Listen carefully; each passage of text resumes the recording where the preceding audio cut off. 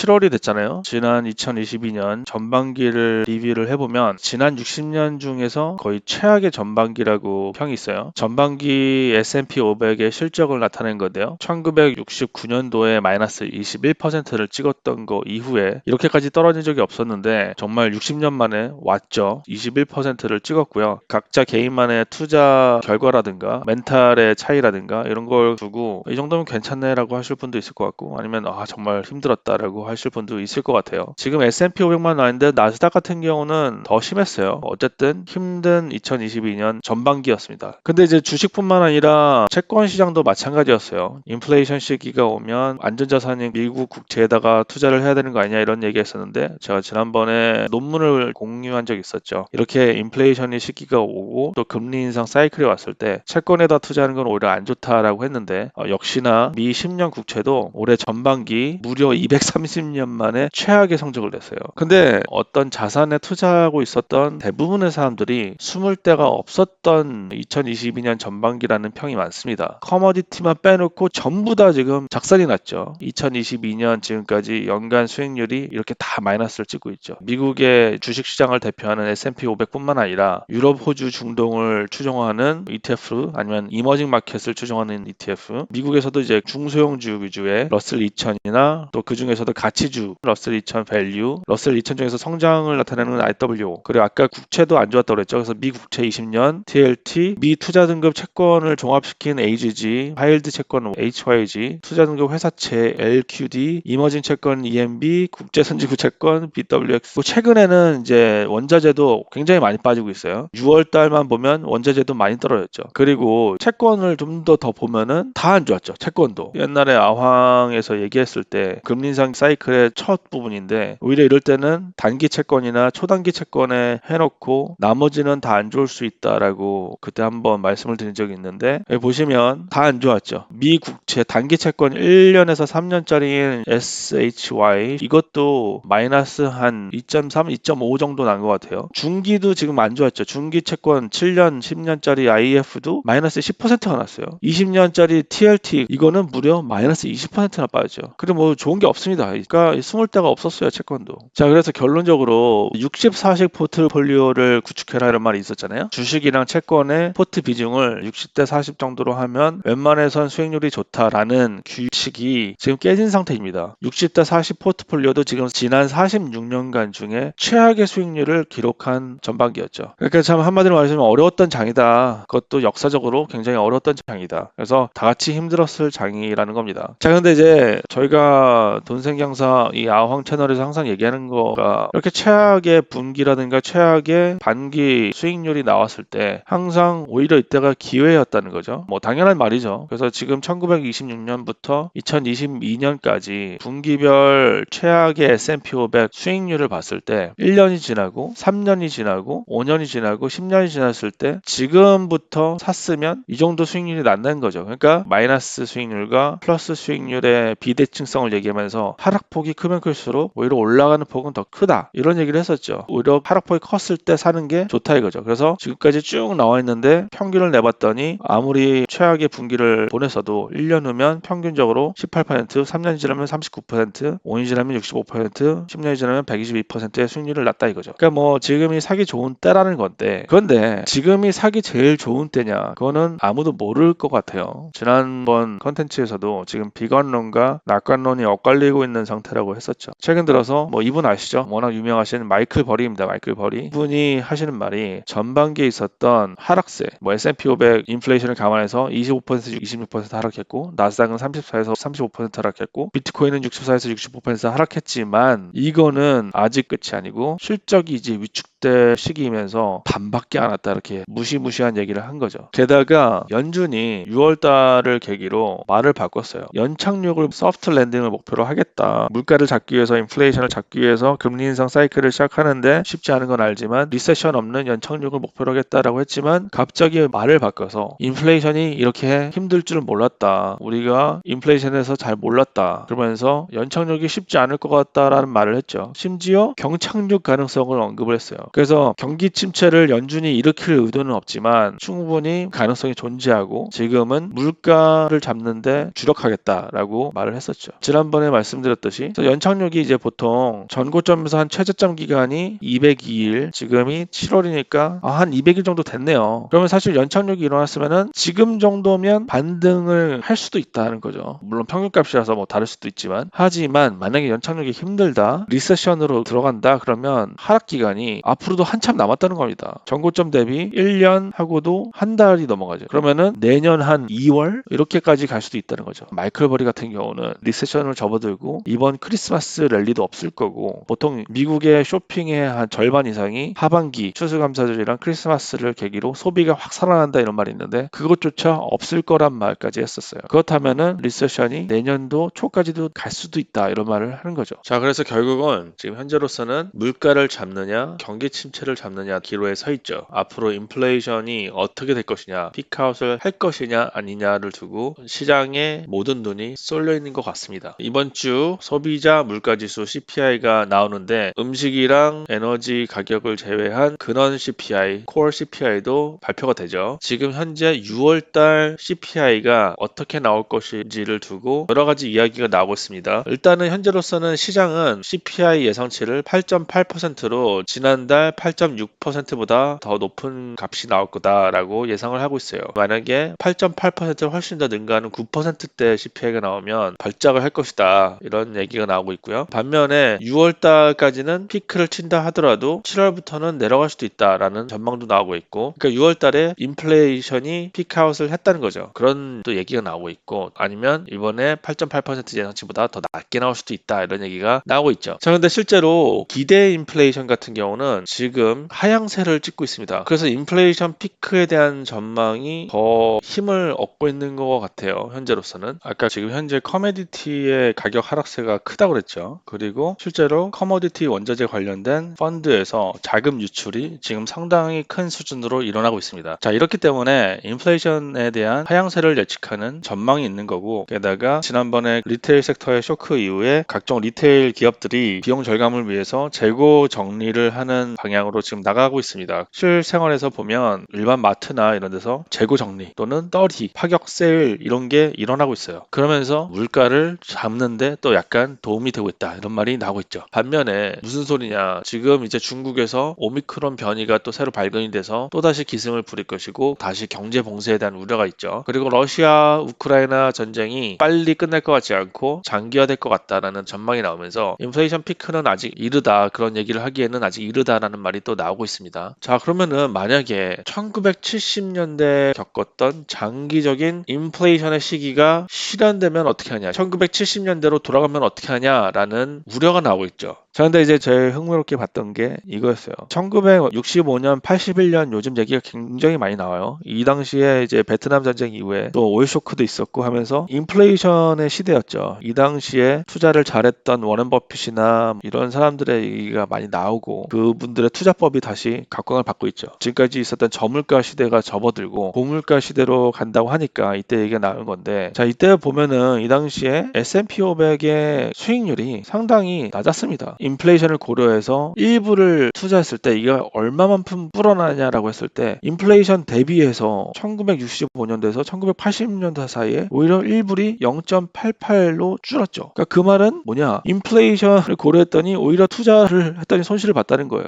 굉장히 안 좋은 시기죠. 그죠? 지금 1929년에서 1943년도에는 이때는 대공황을 보냈던 시기인데도 그때보다도 인플레이션이 워낙 셌기 때문에 인플레이션까지 감안하면 오히려 손해를 봤다는 얘기고요. 되게 안 좋았죠.